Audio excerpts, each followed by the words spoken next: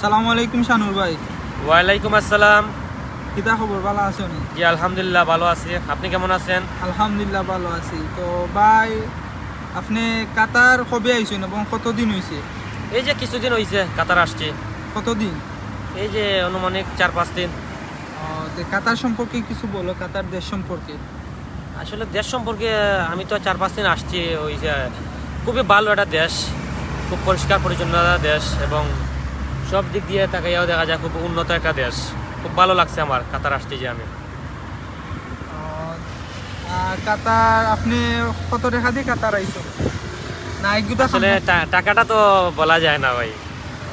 আচ্ছা, কারণ এটা আপনার যার পার্সোনাল কাছে বিষয়, এটা তা হোক, সমস্যা নাই। তো কাতার কাজ কাম সম্পর্কে কিছু একটা বলেন, যে আপনি যে আসছেন কাজ কাম সম্পর্কে কিছু একটা বলেন। কাজ কাম এবার যারা আসতে চান কাজ কাম শিখে আসবেন। ইলেকট্রনিক কাজ বা ড্রাইভিং এর কাজ বা যে কোনো একটা কাজ যদি শিখে আসেন তাহলে ভালো টাকা স্যালারি আছে কাতার। আর যদি ভাই কাজ কাম না শিখে আসেন তাইলে তো ফ্রি বেসে আসবেন।